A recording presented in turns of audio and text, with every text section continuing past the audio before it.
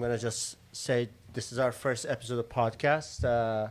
We just wanna start a conversation about tea, a more in-depth conversation about tea because it's something that I find personally it's something that I fell into by accident. I didn't have any ideas of.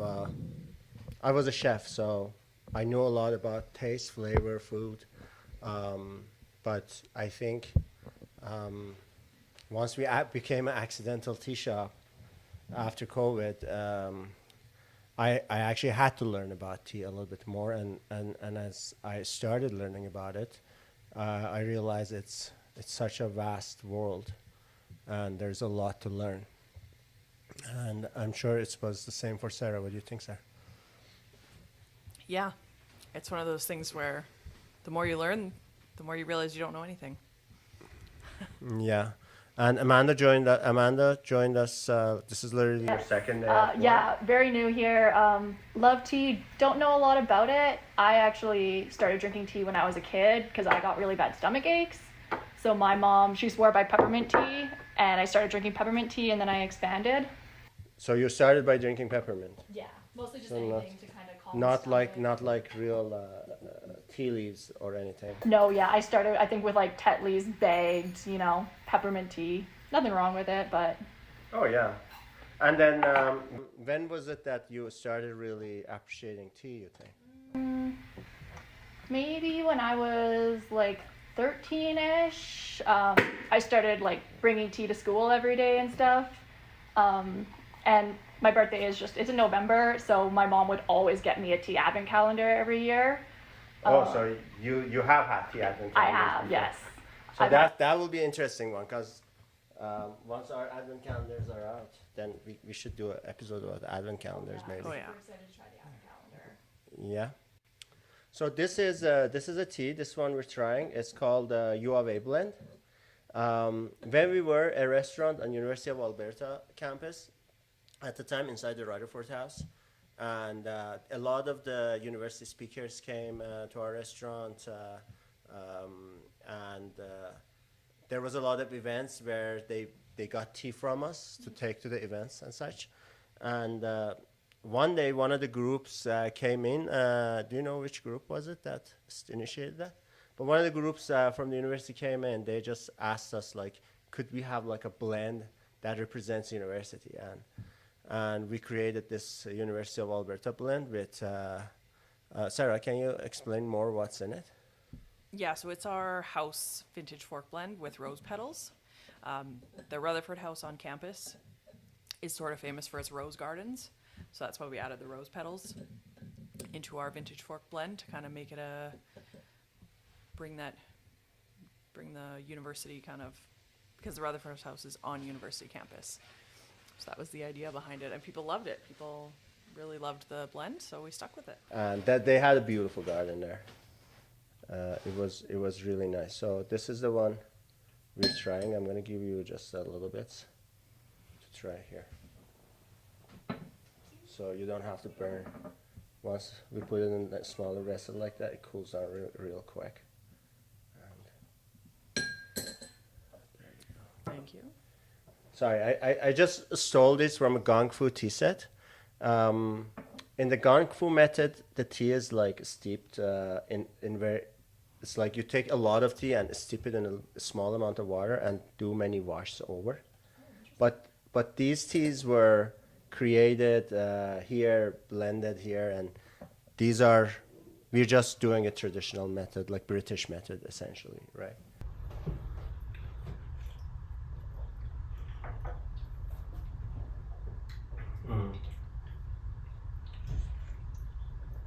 It's a very nice black tea and floral with the rose.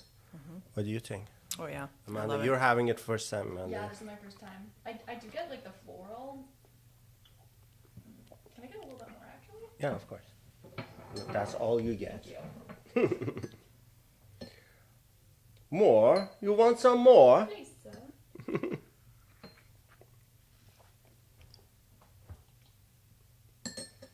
That's actually cool that you got that joke, because most people don't get it. They're like, what are you talking about? I've never actually seen it, but I know like a lot of references. Yeah, I like it. I don't typically go for black tea. I usually go for like a green tea, even a white tea, but this is good. I like it. Still tastes very light. All right, so I'm gonna move on to another one that we started with. This is a vintage fork blend.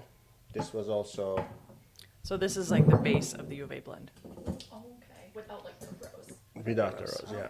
Okay. And this one, we made it because we wanted to have a house blend for our high tea events. We made this one. This actually is a black and green blend. There's a little bit of green tea in it Oh, okay.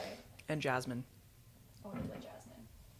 This is sort of like the closest to like a orange pico, but you know, with a few little added elements, so it's not just like a plain like orange pico for those people. For people that don't really like They know want about their, tea, like, and they plain go Jane and they kinda. go, I don't know, do you just have an orange pico?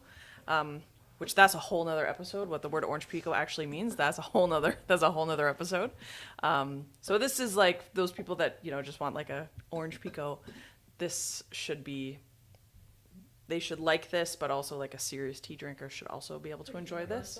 So we went with this one. So for the sake of being quick during this podcast, I'm actually putting a lot in there, kind of making it a little bit too strong, so we can taste it quickly.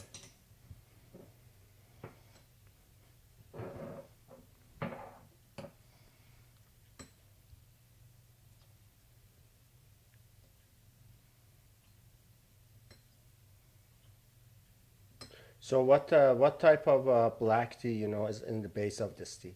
Is it a Ceylon. mix? It's a bit of like a breakfast blend, but it's mostly Ceylon tea. Mostly Ceylon tea.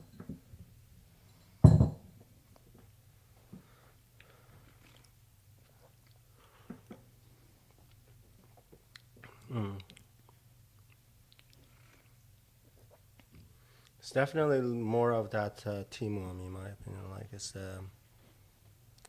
a pretty plain. It's a solid solid plain black tea. I don't really yeah. get any floral from this one because there's no rose in it, but I still like it. Nothing Yeah, wrong with it. it still like has something. I don't exactly know. It's got a little bit more. It's got a little bit more nuance than just like a straight English I breakfast. do really Yeah. like the smell of this one though. It smells really good. These blends with UAV and this one both go with cream and sugar. Yeah. So the story has it where the cream and sugar comes from, that British, when they were importing tea initially from China, they weren't getting the best of the best. They were getting the cheaper quality tea and importing it, so they could import a lot of volume. And apparently, because of that, it had a lot of bitterness in it that they mitigated with cream and sugar. That is a story I've heard. I've heard it on internet, so you can look into it a little bit Seems more. reasonable though. It makes sense, yeah. Seems pretty reasonable. I've to actually me. never really questioned it. Like people just put cream and sugar in their tea. Yeah, but sometimes. like in China, in the Chinese teas, when you look at their a bunch of like the Chinese teas now, we're bringing in the like most expensive ones. It's almost like you're not supposed to put anything. in That's there, true. right? Like when no you- sugar, no cream. When you drink that Jinjun Mei and you add cream and sugar to it, it takes away so much. It's an and abomination. it is an abomination Actually, for like, sure. You might probably know more about this than like I would, but like when I used to drink my peppermint tea, sometimes when I put milk in it, it would like curdle. Is that like you know why that was? That would be So- acid content in Okay. your leaves, yeah. Yeah, So like a certainly fruit tea will always curdle. Okay. and certain flowers were curdled. Like chamomile doesn't, I found, But rose petals will. but rose petals will, or hibiscus will. Yeah, because I remember I put milk in it once and I was like, oh well, it was my perfect cup of tea I just made. So the next one of our base ones. The next one is the one that made our tea shop blow up. This is the cream of tea- Earl Grey. That took our shop to a whole nother level. This one always was the most popular and is. It's called cream of Earl Grey. Do you want to give a little bit of history on that? There's an actual story about how Earl Grey was given as like a gift. The Chinese gave it to Earl, like Earl is like a royalty title, like a like a duke or it's a title. If you're an earl, you're in like it's a royalty title. Of what country? England. Is it England or Irish or? It's like British royalty. Oh, okay. And I think someone in China gave the Earl, and his last name was Grey, so he was Earl Grey. Is it like almost like Sir? Like is it a title that you could get? Earl, No, you have to be born into it, I think. Oh, really? Yeah, Okay. you can't be, because if you're a Sir, you've been knighted by the king or the queen. king. But if you're like a duke or an earl or a duchess, you're like Your parents were- you're more like in the bloodline. Yeah. You're from a rich background or something. Yeah, you're like essentially like an offshoot of the royal family, I believe. I see. So someone from China in like the early 1800s, I think, gave it to Earl Grey as like a gift. And he just loved it so much that he popularized it and he named it after himself. It's very interesting. Like any turn, whatever turn you take in the tea world, you end up with China for some reason. It's like even this one, and then there's that famous story of Mao Oh, the gifting Da Hong Pao? tea to Nixon. Yeah, so Da Hong Pao is the most expensive tea in the world. It's $1.2 million a kilo, and it comes from China. And you could get authentic Da Hong Pao for much less than that, but the 1.2 million is the stuff that comes directly from the original mother trees that are like 1,000 years old or something. I can't remember how old they are, but the most expensive one comes directly from those mother trees. And apparently Nixon was visiting China, and Mao gave him like 100 grams as a gift, as an act of good faith and friendship between their countries. And who knows? Nixon was probably not even a tea drinker. Maybe not. But that was what, like $100,000 worth of tea or something like that? I don't know. That's crazy. For a Per kilo, $1 million a kilo. Or It's like something. $1,200 for one cup of tea. I imagine it's like wine, like because as it gets expensive, the returns are diminishing. Like it's almost like because I did a lot of wine dinners when I was a chef, and what I found is like some of these expensive wines, like $500-600 a bottle, for example, were really good. Not that they weren't good. It's just you can find a $40 bottle that's as good, in terms of taste. I could find a $40-50 bottle as would like as much. And I think a lot of times it's about the process, about the journey that the wine has taken, and the producer, the reputation that producer has, the region, how rare it is. It could easily be just that, And in the case of this tea, it is from these ancient trees, and there might be a slight difference, I would say, but. Because, there's now probably millions of Da Hong Pao trees in orchards across China. So it's still all the same tea, it's just not from the actual mother tree itself. And the tea is grown in gardens, not farms, yeah? Yeah. This is the cream of Earl Grey. This is the cream of Earl Grey. This is our hands. And this is our far and above most popular tea. I can see why. This is really good. Good. Although it's like a very... There's no sugar in it, but it's made with... So Earl Grey is made with bergamot oil, and this is made with bergamot oil and vanilla oil. Mm-hmm. So there's no sweetener added. There's no actual sugar or sweetener in this. But it's really sweet. Yeah, and then there's double cream of Earl Grey, which we had recently. Yeah, we had it for a tiny blip, and it was all sold we brought in like a couple weeks. it sold in like an instant. We just sold it all in a weekend. So and then COVID happened, and we had 12 teas at it. We started with 3-4, I think. We had 12. But when we closed the restaurant, we had 12. We started with 12. Remember, Michelle helped us pick them all out. We had 12 on our shelves at the restaurant. Yeah. Yeah. I remember because I remember first we got the contact for the company that we were buying from, Metropolitan Tea, and then we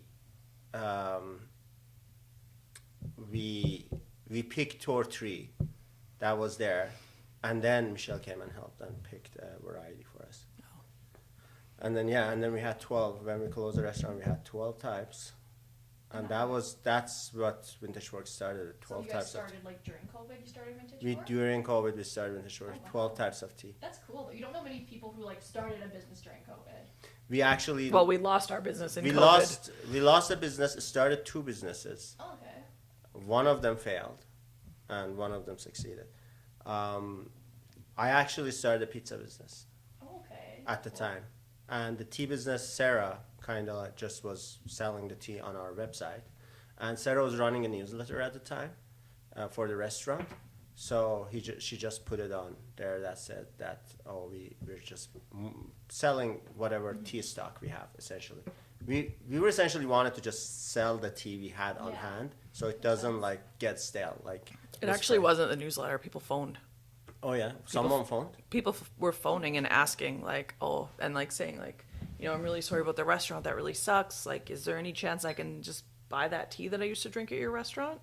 Okay. And then I didn't know someone phoned. yeah, you. multiple people called. Oh really? Multiple people Were called. they all looking for like the same tea or different teas too? Most of them were looking for the vintage fork blend, and then it was like, oh, let's email people and tell them that we're selling tea. We're selling our stock of the 12 kinds. But then people would reply to the emails and be like, well, can you get me this type of tea? Well, can you get me this other type of tea? And then we were now bringing in more, and then it just took off. And then you put it on the website. And then we changed that's when the website got changed to like an e-commerce site.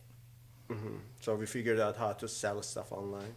Because when people phoned me, it was just like, can I buy this? And I was like, yes. So what did your website used to look like then? Did it just It was show a what rep. you had? No, it was a restaurant. It's a restaurant Where website. You could book Yeah, reservations it had a and menu, and you'd book your reservation. reservations, and it That'd be was. interesting to see like side by side though, compare. You have See to how go much on. it changed. I wonder if there is an old backup of the website or something. Yeah, I don't know. But I doubt it. It was an interesting website though. It was very well done. I honestly don't even remember what it looked like. There's so much. And of it Sarah I don't didn't know remember. how to make websites. Like, this was a website made by my friend Dawood, and he was Sarah learned how to manage the restaurant. Like website. just the bookings and stuff. But then when we became e-commerce, Sarah it was a learning curve. I remember because Sarah figured out how to put these teas online, and then we started with that. We were getting some traffic, some business. And then there was a time where we seriously decided. Then you did a major website revamp. Then we did a major website revamp where we went and actually modeled our website after some serious e-commerce brand, in terms of layout and stuff too. Because we were a small startup company, and we didn't have the resources to do the research and R&D on how to lay out your website, or sometimes it's okay, I think, sometimes to just copy the people who are way ahead of you, and then figure out the intricacies. You can always modify as you go too, right? Yeah, Like, exactly. nothing's set in stone. And it worked. It's our website immediately started converting, I don't know, 3 times more. Oh yeah. It's crazy. That's awesome though, yeah. And that was when we realized, we actually have a business. And then I decided, because I think we did our taxes one year. It was maybe 2020. When was the time I pulled the plug on 2022? Oh no, 2021. 2021 maybe. We did the taxes, and then we realized me and 2 other people were running the pizza shop, and Sarah was running just a tea. Sarah had no upfront investment. We had invested around $80,000, and Sarah was doing the same revenues by herself, alone. Then 3 of us were doing it. I kind of had this epiphany of why am I wasting my time? And we could deliver someone's online order in 8 hours, and people were blown away. They couldn't believe how fast their order came. But if you delivered a pizza in 45 minutes, it was horrible service. This is a terrible pizza place. Yeah. And now my pizza's cold. And it was what are we doing trying to do pizza?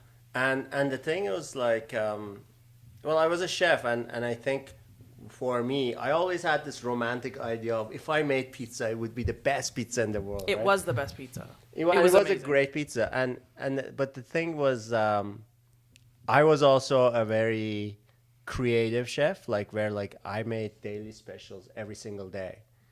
Like my menu changed every day. I basically made a menu. I went shopping at 8 a.m. By 9 a.m., 9:30, I had on my ingredients. Then I made a menu. In my car driving, I would like come up with the ideas of the menu and then like just text it to Sarah.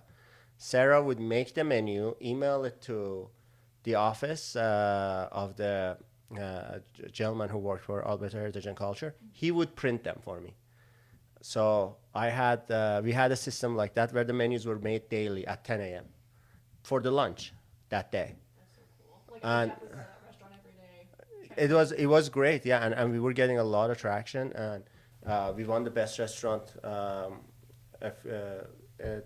in Taste of Edmonton 2019, best customer service. We won multiple awards from TripAdvisor, other sources, and the restaurant was doing really well, and it was taking off. Restaurants are hard to get off the ground. I think it takes a little bit of time to find your clientele, and especially for brunch and afternoon tea. Like our brunch we were starting to get lineups out the door. Like people had to like wait outside the building to get in. Where was your restaurant like located? Like where was it? Inside the Rutherford House. Oh, it was actually. Oh, okay, that's so cool. That's very There's that glass room. That was our dining room, Oh, that would be so nice. and our kitchen was downstairs. Very cool. Okay. But after COVID, it was restaurant business was tough. Fine dining was even more tough, and then also on top of that, Alberta Heritage and Culture was operating that building, and doing takeout and other things weren't really in their mandate. They were a museum, understandably. So, at the time, I was upset about it, but like now looking back, I feel like this was the best thing that happened to us, because Like restaurants are hard. size, almost. Yeah, and I find that yeah, I mean by complete accident we fell into this business, but I find that me being a chef by background for so many years, especially with the type of experience in the cooking I had with, I did wine dinners, I had to do tasting with whiskey, wine, different things. It really helped me have a palate for tea. Like one of the hardest things, challenges we faced in the past a couple of years in terms of sourcing and curating good products. For example, especially with matcha, right? A lot of suppliers tell you, oh, we have this grade, right? Like they put a grade on it, and different, and the interesting thing is there isn't like a one unified grading system for matcha out there. So some people are grading it like from 1A to 6A. Like 6A being like the ceremonial matcha and 1A being like the worst matcha. I even smelled the 3A, and it smelled like lawn clippings. And then you can get from another supplier that doesn't have a grading system at all, and it's Interesting that that's not universal. and it's almost as good or better than that like 6A from the other supplier, and it's not even like yeah, it is graded. complete guesswork at this point, because like unless you're getting it from a very reputable like source that is like the farm itself, there's a lot of like companies in between. So we buy a lot of tea from a supplier in Ontario, for example, and I think a lot of tea companies in Canada buy from them, and we buy matcha from them as well, right? And their matcha is good, but we've been able to go out there and find like 20 different matchas out there, and we just this morning tasted the best matcha in the world. That was best matcha in the world for multiple years. These guys, and now and that's where my chef skill comes in. It's like I'm able to taste that best matcha in the world and build a profile, like a taste profile in my mind, and then I'm able to stack every matcha against that. And if that profile is not like clear to me, I could go back and taste it one more time, two more times. But I'm able to kind of like take mental notes of those kinds of like flavors and kind of try to find the best products for us that way. And it's paid off big time, I think, so far. When we say luxury teas, I think it's better to call them maybe single origin teas, because it has a lot to do with their rarity, the elevation. So higher you go, obviously, it's harder to harvest and transport, right? So that in itself, the higher altitude you go, and then certain teas are. I was asking our supplier in China about one of the teas, and she said this tea is only picked during the spring, and only during the morning mist. Like during like when the dew is still there. Kind of. yeah, so in the mountains, apparently there is every morning there is mist in the mountains. So they pick these teas during the mist time. Like it could be 45 minutes to an hour, hour and a half. And then it was really interesting to me, like why they do that. And I don't know, maybe it has more moisture on it. It affects how it processes. Maybe it does really affect the flavor, And those are the things I'm still learning. So, as much as I've learned, I think like I've just like I don't know anything. I'm still learning, and I was saying like the purpose of this podcast essentially is to get our audience on this learning journey with us. So as we're learning, we all learning kind of thing. Yeah, everyone at different levels too. Yeah, I just like, we get to all find out about all these new teas. I'm planning to travel a little bit, hopefully, and go to the farms and meet some people and give people behind the scenes of that as well. My favorite part, okay, when you like your car breaks down and you have to go to the mechanic and it sucks so much and it's like it feels really painful to have to spend the money at the mechanic. My favorite part is how happy people are when they get to buy tea.